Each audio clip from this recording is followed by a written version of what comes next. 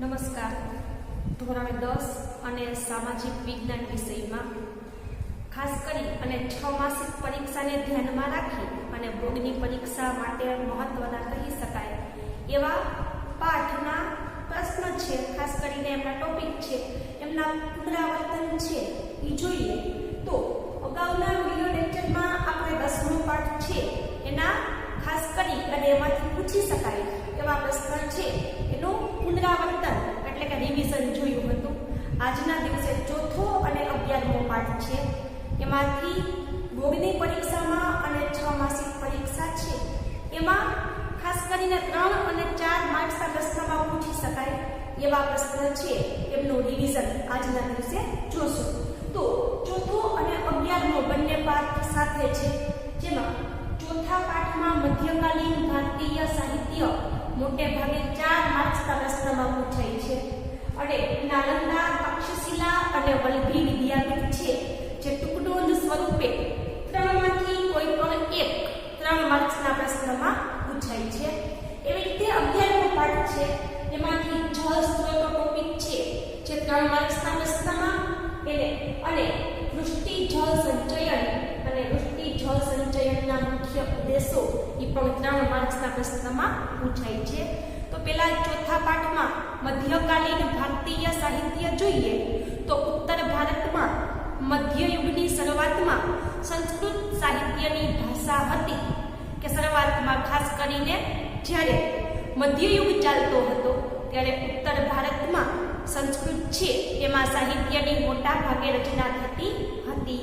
આ યુગમાં કાશ્મીરમાં 2 મહાન ગ્રંથ લખાયા, જેમાં પહેલો સોમદેવનો કથા સરિત સાગર અને બીજો કલ્હણનો રાજ તરંગીણી. એમાં રાજ તરંગીણી કાશ્મીરના ઇતિહાસને આલેખતો મહત્વનો ગ્રંથ છે.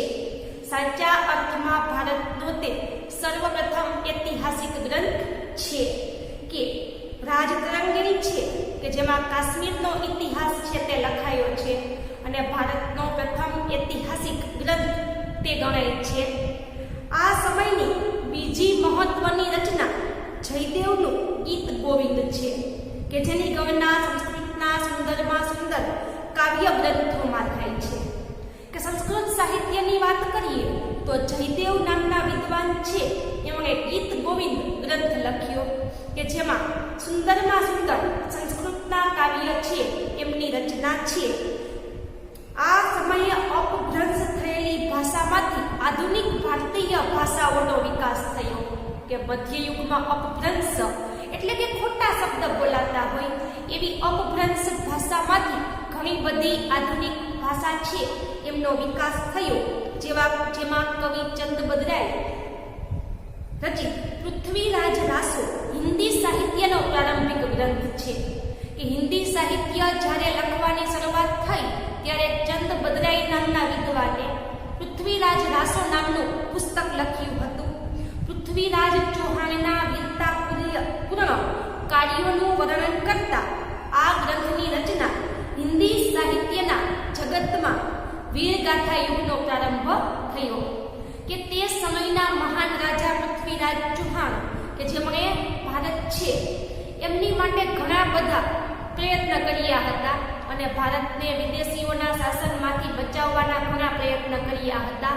તો પૃથ્વીરાજ ચૌહાણના વીરતાભર્યા કાર્યો છે એમનું વર્ણન પૃથ્વીરાજ ચૌહાણમાં છે અને ધીમે ધીમે આ સમયમાં ખાસ કરી અને વીરગાથા એટલે કે વીર પુરુષો છે એમનું જીવન છે, ખાસ કરીને એમની વિશે માહિતી છે તે લખવામાં આવી.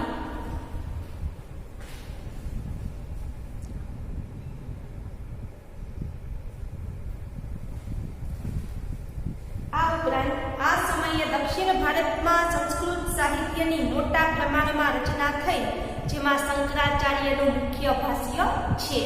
કે દક્ષિણ ભારતમાં મોટે ભાગે સંસ્કૃત ભાષા લખવાની શરૂઆત થઈ અને શંકરાચાર્ય નામના વિદ્વાને ભાષ્યની રચના કરી. આ સમયમાં દ્રવિડ કુળની ભાષાઓનો વિશેષ વિકાસ થયો. કે મધ્યયુગમાં દ્રવિડ કુળની ભાષાઓ છે તે વિકસી. થોડા સમય સુધી કન્નડ સાહિત્ય ઉપર જૈન ધર્મની ગાઢ અસર પડતા કવિ પંપાએ આદિ પુરાણની રચના કરી કે આ સમયમાં કન્નડ સાહિત્ય ઉપર જૈન ધર્મનો પ્રભાવ વધ્યો. એટલે કવિ પોન્ના છે કવિ પંપા છે તેમણે આદિ પુરાણની રચના કરી. તો 16મા જૈન તીર્થકર એટલે કે 24 જૈન તીર્થકરમાંથી 16મા જૈન તીર્થકર એમના જીવનને આલેખતું શાંતિ પુરાણ નામનો ગ્રંથ કવિ પોન્નાએ કન્નડ ભાષામાં તૈયાર કર્યો.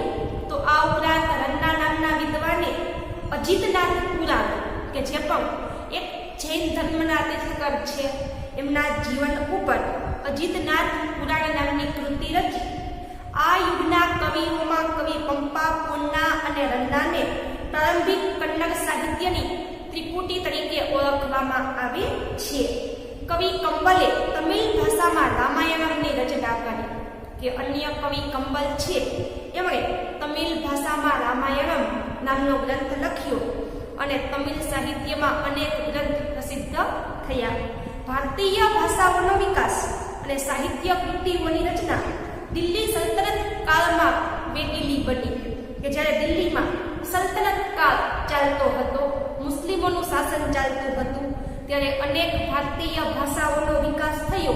જેમાં હિન્દી ભાષાના બે સ્વરૂપ વ્રજ અને ખડી બોલી છે એમનો વિકાસ થયો. આ બંને ભાષાઓમાં અનેક ભક્તિ ગીતોની રચના થઈ.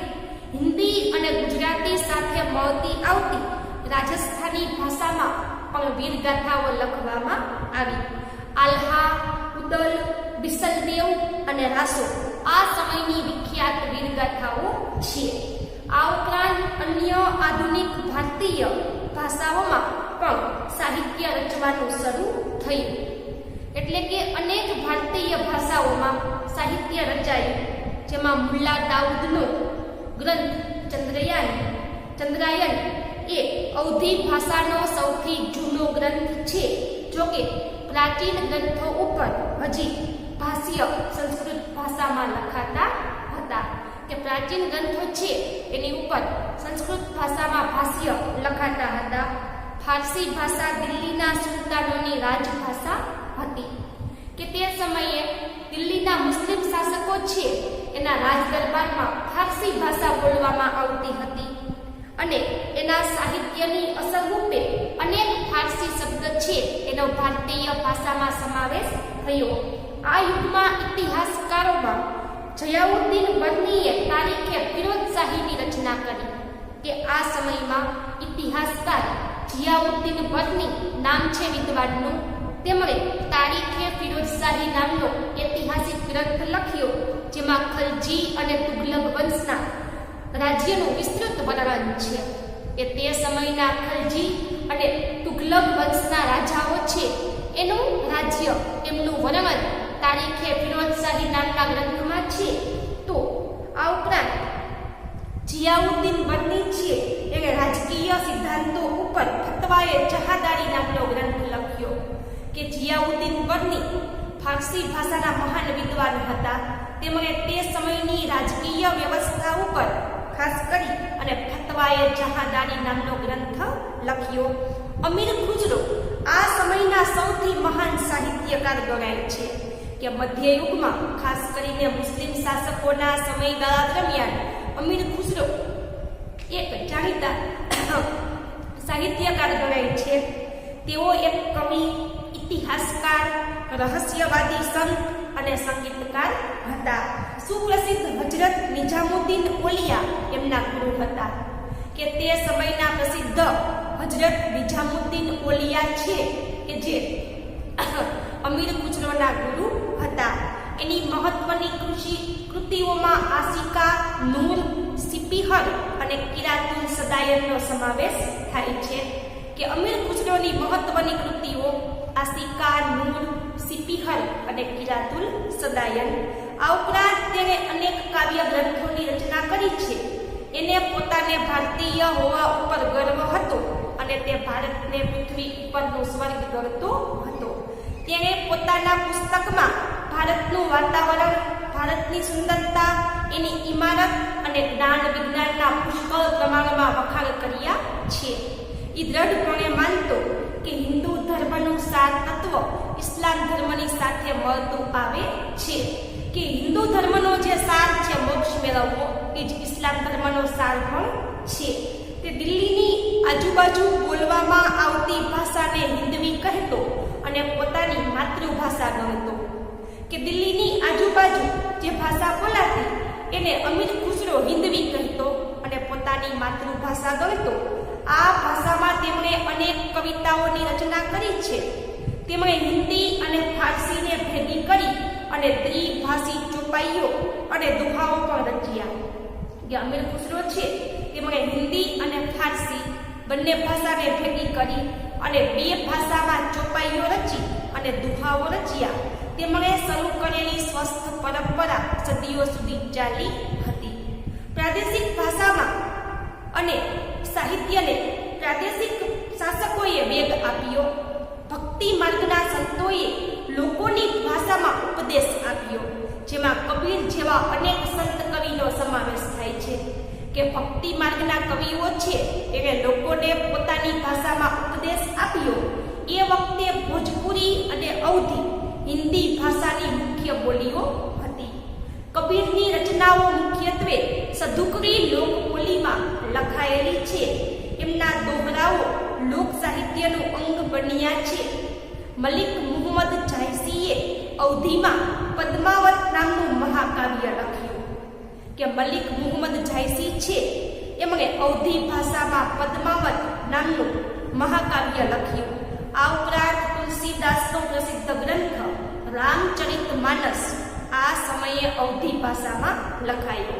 કે તુલસીદાસનો પ્રસિદ્ધ ગ્રંથ છે રામચરિતમાનસ જે આ સમયે અવધી ભાષામાં લખાયો.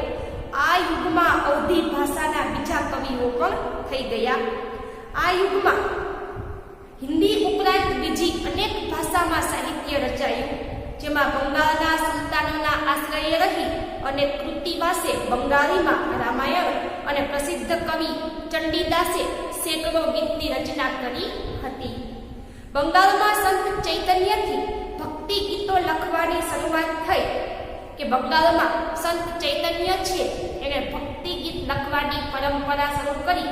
ગુજરાતમાં નરસિંહ મહેતાએ અને ગુજરાતી ભાષામાં અને મહારાષ્ટ્રમાં નામદેવ અને એકનાથે મરાઠી ભાષામાં ગીતોની રચના, ખાસ કરીને ભક્તિ ગીતોની રચના કરી.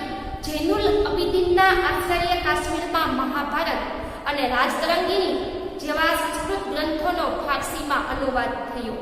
કે જૈનુલ અબિદીન નામના વ્યક્તિ છે એમના આશ્રય સ્થાને કાશ્મીરમાં મહાભારત અને રાજતરંગીણી જેનો સંસ્કૃતમાંથી ફારસીમાં અનુવાદ થયો. વિજયનગરના સમ્રાટોના શાસનકાળમાં સંસ્કૃતનો વિકાસ ચાલુ રહ્યો. આમ છતાં આ યુગ તેલુગુ સાહિત્યના વિકાસનો મહત્વપૂર્ણ કાળ ગણાય છે. વિજયનગરનો મહાન સમ્રાટ કૃષ્ણદેવરાય તેલુગુ અને સંસ્કૃતના લેખક હતા. કે આ સમયે દક્ષિણ ભારતમાં વિજયનગર સામ્રાજ્ય છે એમના મહાન રાજા કૃષ્ણદેવરાય કે જે તેલુગુ અને સંસ્કૃતમાં અનેક સાહિત્ય એમણે લખ્યું હતું. તેમણે આમુક્ત માલ્યદા નામના ગ્રંથની રચના કરી. મુઘલ શાસન દરમિયાન વાસ્તુકલા અને અન્ય કલાની સાથે સાહિત્યનો પણ વિકાસ થયો, જેમાં પ્રથમ મુઘલ બાબર છે એમણે તુર્કી ભાષામાં તુઝુકે બાબરી નામની પોતાની આત્મકથા લખી અને જેનું ફારસીમાં બાબરનામા એ રૂપાંતર કરવામાં આવ્યું, ભાષાંતર કરવામાં આવ્યું. હુમાયુની બહેન ગુલબદન બેગમ છે જેમણે હુમાયુનામા ગ્રંથ લખ્યો. તો જહાંગીરે તુઝુકે જહાંગીરી નામની પોતાની આત્મકથા લખી. ઔરંગઝેબ પણ સિદ્ધહસ્ત લેખક હતો, એટલે કે ઔરંગઝેબ છે એ પણ પોતાના સમયનો જાણીતો સિદ્ધહસ્ત લેખક હતો, એટલે કે પોતાના મૌલિક વિચારો દ્વારા ગ્રંથ રચી શકતો. છેલ્લો મુઘલ સમ્રાટ બહાદુર શાહ જફર પણ એક ઉર્દુ કવિ હતો. તુલસીદાસ અને સુરદાસ આ યુગમાં હિન્દી ભાષાના મહાન સાહિત્યકારો થઈ ગયા. કવિ કેશવદાસે પ્રેમ અને વિરહના વિષય ઉપર સાહિત્ય રચ્યું અને રહીમના દોહરા આખા દેશમાં પ્રસિદ્ધ બન્યા. આ સમયે ફારસી ભાષામાં અનેક નોંધપાત્ર પુસ્તક લખાયા, જેમાં અબુલ ફઝલ નામના વિદ્વાને આઈને અકબરી અને અકબરનામા લખ્યું, જેમાં આઈને અકબરીમાં ભારતના રીત રિવાજ, પરંપરાઓ, શિષ્ટાચાર, ધર્મો, દર્શન, આર્થિક સ્થિતિ અને જીવનના લગભગ તમામ પાસાઓનું વિસ્તૃત વર્ણન છે. એક ઐતિહાસિક કૃતિ તરીકે આ ગ્રંથ ઘણો મૂલ્યવાન છે. તો અબુલ ફઝલનો ભાઈ ફૈઝી પણ ફારસી ભાષાનો મહાન કવિ હતો. તેમણે સંસ્કૃત ગ્રંથોનો ફારસીમાં અનુવાદ કર્યો હતો. અકબરે મહાભારત, રામાયણ, અથર્વવેદ, ભગવદ્ ગીતા અને પંચતંત્ર જેવા ગ્રંથોનો અનુવાદ કરવા માટે એક અલગ ખાતાની રચના કરી હતી. અકબરના સમયમાં ઇતિહાસના ઘણા ગ્રંથો લખાયા. મધ્યયુગની સૌથી મહત્વની ઘટના ઉર્દુ ભાષાનો વિકાસ, કે આ નવી ભાષા સાહિત્યની દ્રષ્ટિએ ખૂબ જ સમૃદ્ધ અને આધુનિક ભાષાની હરોળ એટલે કે લાઈનમાં આવી ગઈ. આ ભાષામાં વલી, મીરદર્દ, મીર તકી મીર, નઝીર અકબરાબાદી, અસદુલ્લા ખાન અને ગાલિબ જેવા મહાન કવિઓ ઉર્દુ ભાષામાં થઈ ગયા. 18મી સદીમાં ઉર્દુ ભાષામાં ગદ્યનો એટલે કે સાહિત્યનો વિકાસ થયો. સંસ્કૃતના મોટા ભાગના ઐતિહાસિક ગ્રંથોનું ઉર્દુમાં ભાષાંતર થયું. આ ઉપરાંત ઉર્દુમાં અનેક મૌલિક ગ્રંથ, મૌલિક એટલે કે વ્યક્તિના પોતાના વિચારો પ્રમાણે જે કંઈ વસ્તુ લખવી એને મૌલિકતા કહેવાય. તો આવા મૌલિક ગ્રંથો લખાયા, જેમાં મોહમ્મદ હુસેન આઝાદનો દરબારે અકબરી મહત્વનો ગ્રંથ છે. ત્યાર પછીનો ટોપિક જોઈએ કે ભારતની જાણીતી પ્રાચીન વિદ્યાપીઠો, કે જેમાં નાલંદા, તક્ષશિલા અને વલ્લભી, કે જે પરીક્ષામાં ખાસ કરીને કોઈ પણ એક છે એ ટૂંકનોંધ સ્વરૂપે પૂછી શકાય. તો એમાં પહેલા છે નાલંદા, કે જે બિહારના પટના જિલ્લાના બડગાંવ નામના ગામ પાસે પ્રાચીન નાલંદા વિદ્યાપીઠ આવેલી છે. કે બિહારનો પટના જિલ્લો, એનું બડગાંવ નામનું ગામ, ત્યાં પ્રાચીન નાલંદા વિદ્યાપીઠ આવેલી છે. ભારતની સંસ્કૃતિમાં બૌદ્ધ અને જૈન પરંપરામાં નાલંદાનું ઘણું મહત્વ હતું. આ પ્રાચીન વિદ્યાપીઠમાં મહાવીર સ્વામીએ 14 ચાતુર્માસ કર્યા હોવાથી આ સ્થળ જૈન તીર્થ પણ બન્યું હતું. કે જૈન ધર્મના છેલ્લા તીર્થકર મહાવીર સ્વામી છે.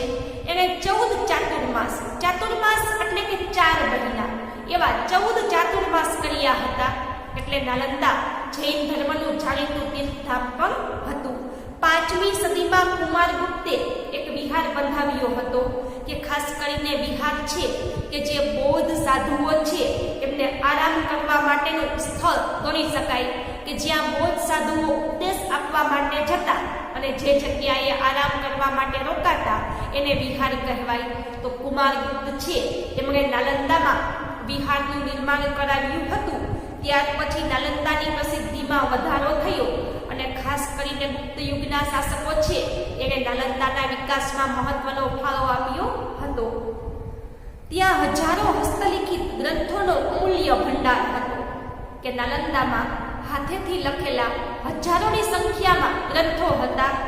નાલંદા વિશ્વવિદ્યાલય હતું કે અનેક દેશ વિદેશના વિદ્યાર્થીઓ અહીં ભણવા માટે આવતા હતા અને દેશ પરદેશમાંથી અનેક વિદ્યાર્થીઓ અહીં અભ્યાસ કરવા માટે આવતા હતા.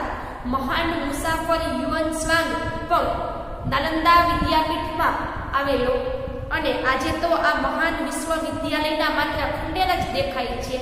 પણ આ ખંડેરમાં ફરીએ તો પણ ભારતની પ્રાચીન ભવ્ય સંસ્કૃતિ કેટલી ભવ્ય છે એમની એક ઝાંખી એટલે કે ઝલક આ ખંડેરમાં પણ જોવા મળે છે. નાલંદામાંથી ભણીને બહાર આવતો વિદ્યાર્થી ભારતનો આદર્શ વિદ્યાર્થી ગણાતો. કે જેની પાસે બધી જ જાતનું કહી શકાય એવું સંપૂર્ણ જ્ઞાન હતું. ઈસુની 5મી થી 11મી સદી દરમિયાન નાલંદા શિક્ષણના સર્વોત્તમ સ્થાને હતું. કે ઈસુની 5મી થી 11મી સદી એટલે કે લગભગ 600 વર્ષ સુધી નાલંદા છે એ શિક્ષણનું બધા કરતા ઉત્તમમાં ઉત્તમ સ્થાન હતું. આ સમયે ભારતમાં વિશ્વભરમાં શ્રેષ્ઠતમ ગણાય એવા ગ્રંથાલયો હતા. કે નાલંદાના સમય દરમિયાન ભારતમાં કહી શકાય એવા ગ્રંથાલય હતા. તક્ષશિલા તેમજ નાલંદા વિદ્યાપીઠમાં આવેલા ગ્રંથાલયોમાં અભ્યાસ અને સંશોધન કરવા દેશ વિદેશના વિદ્યાર્થીઓ આવતા. કે હાલમાં ખાસ કરીને પીએચડીના અભ્યાસક્રમમાં જે સંશોધન આવે છે એ કરવા માટે વિદ્યાર્થી દેશ વિદેશમાં જતા હોય, એવું જ સંશોધન કરવા માટે નાલંદામાં વિદ્યાર્થીઓ આ ગ્રંથાલયમાં દેશ વિદેશમાંથી આવતા હતા. આમાંનો માત્ર યુઅન સ્વાંગ જ 657 હસ્તલિખિત ગ્રંથોને પોતાની સાથે ચીન લઈ ગયો. કે ચીની મુસાફર યુઅન સ્વાંગ 657 જેટલા હાથે લખેલા ગ્રંથ ચીન લઈ ગયો હતો. 7મી સદીમાં યુઅન સ્વાંગે અહીંની મુલાકાત લીધી હતી. મહાવિદ્યાલયમાં 7 મોટા ખંડ હતા અને વ્યાખ્યાન એટલે કે ભણવા માટે 300 જેટલા રૂમ હતા. વિદ્યાર્થીઓને રહેવા માટે ખાસ મઠ બાંધવામાં આવ્યા હતા.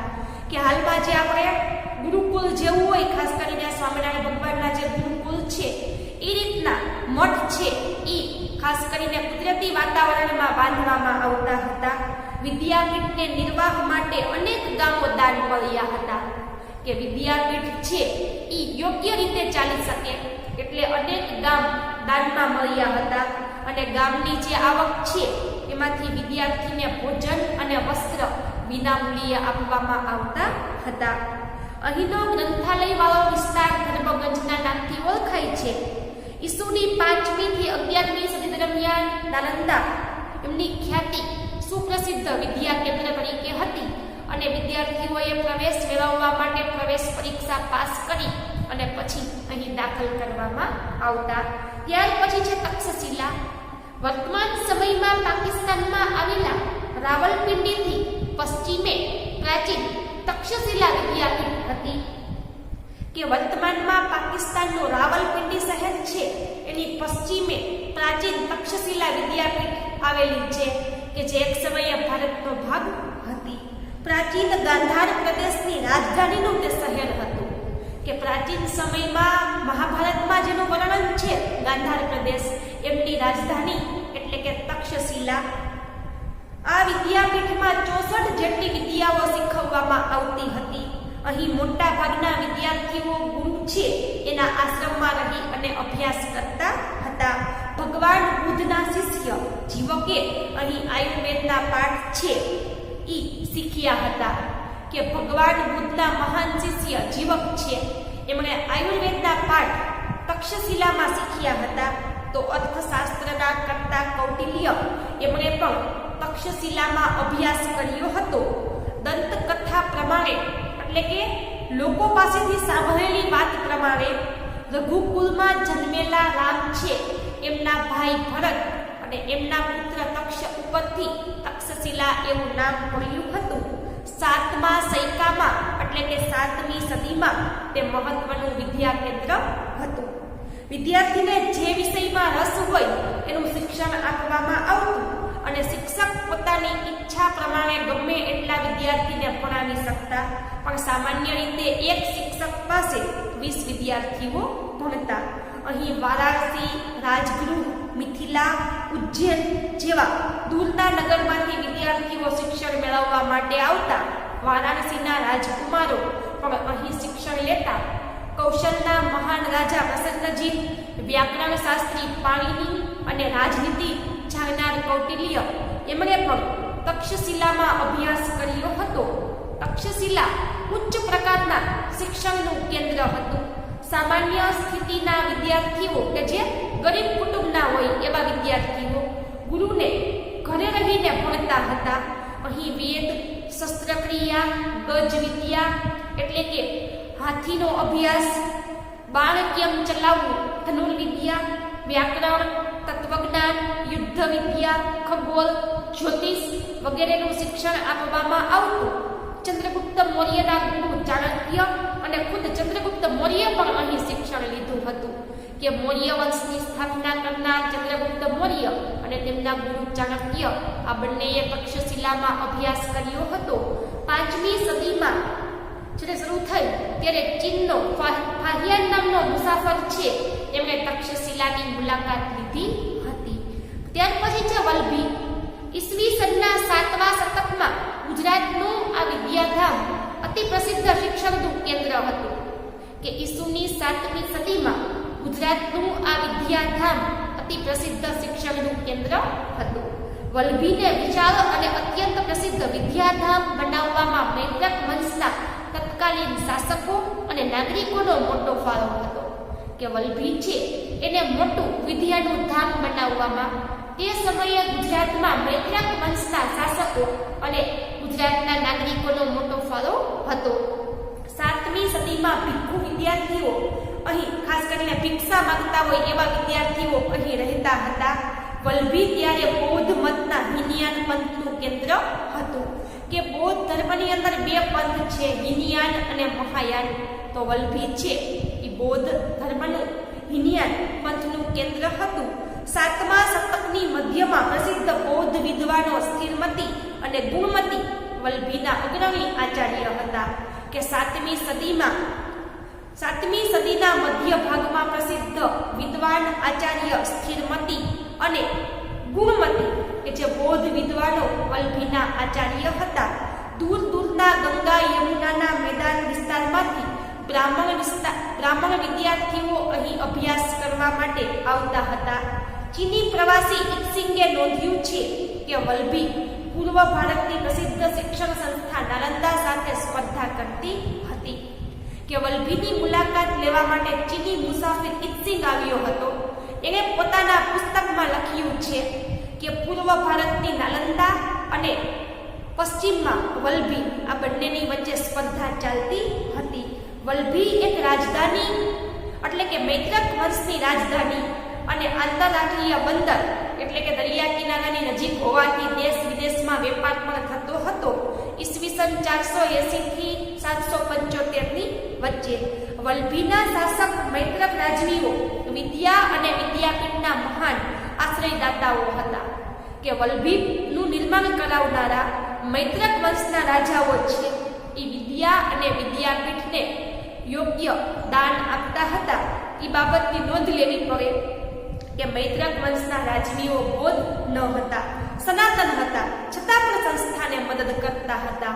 કે વલ્લભી બૌદ્ધ ધર્મનું મહત્વનું કેન્દ્ર હતું. મૈત્રક વંશના રાજાઓએ એનું નિર્માણ કરાવ્યું હતું.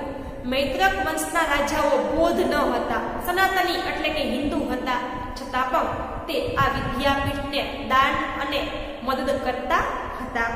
ઈસવીસન 775માં આરબોએ આક્રમણ કર્યું અને મૈત્રકો પરાજિત થતા આ વિદ્યાપીઠ બંધ પડી ગઈ. અહીં પ્રસિદ્ધ વિદ્વાનોના નામ દરવાજા ઉપર લખવામાં આવતા અને વિદ્વાનો રાજસભાની અંદર પોતાનું પાંડિત્ય એટલે કે જ્ઞાન દાખવી અને રાજતંત્રમાં ઊંચા સ્થાન ઉપર બેસી શકતા હતા.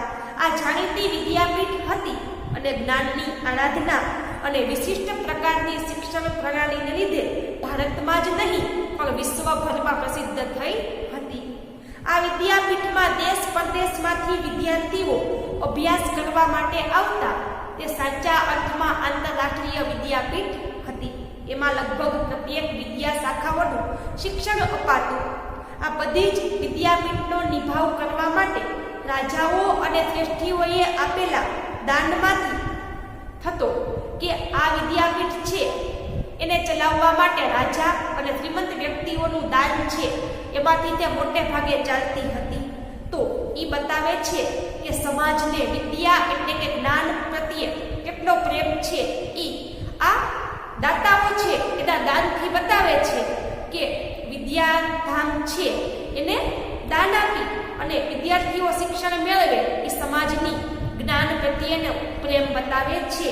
ભારતીય વિદ્યા, કલા અને જ્ઞાન વિજ્ઞાનનું શિક્ષણ આપતી એ વિશ્વવિખ્યાત યુનિવર્સિટી હતી. ત્યાર પછી આપણે આગળ જોઈએ 11મો પાઠ છે જેમાં જળ સ્ત્રોતો છે તે. જળ સ્ત્રોતના મુખ્ય 3 પ્રકાર છે. 2 માર્ક્સના પ્રશ્નમાં પૂછી શકાય.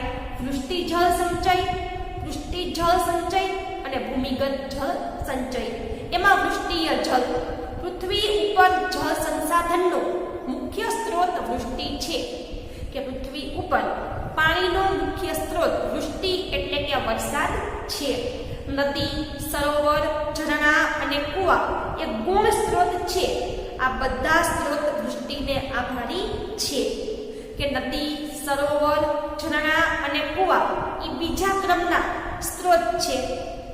સૌથી મહત્વનો સ્ત્રોત વૃષ્ટિ એટલે કે વરસાદ છે કે નદી, તળાવ અને કુવા વરસાદને આભારી છે. બીજું છે પૃષ્ઠીય જળ, પૃથ્વીની સપાટી ઉપરનું જળ કે જે નદી, સરોવર, તળાવ, સાગર અને ઝરણા સ્વરૂપે છે એને પૃષ્ઠીય જળ કહે છે. કે પૃથ્વીની સપાટી ઉપર આવેલું જળ જે પૃષ્ઠીય જળ છે કે જે નદી, સરોવર, તળાવ અને સાગર અને ઝરણામાં સમાયેલું છે. ભૂમિગત જળ એટલે ભૂગર્ભમાં રહેલું પાણી. મુખ્ય જળ સ્ત્રોતમાં ભૂમિગત જળનું સ્થાન અગત્યનું છે. પૃષ્ઠીય જળના અવશોષણથી ભૂમિગત જળ પ્રાપ્ત થાય છે.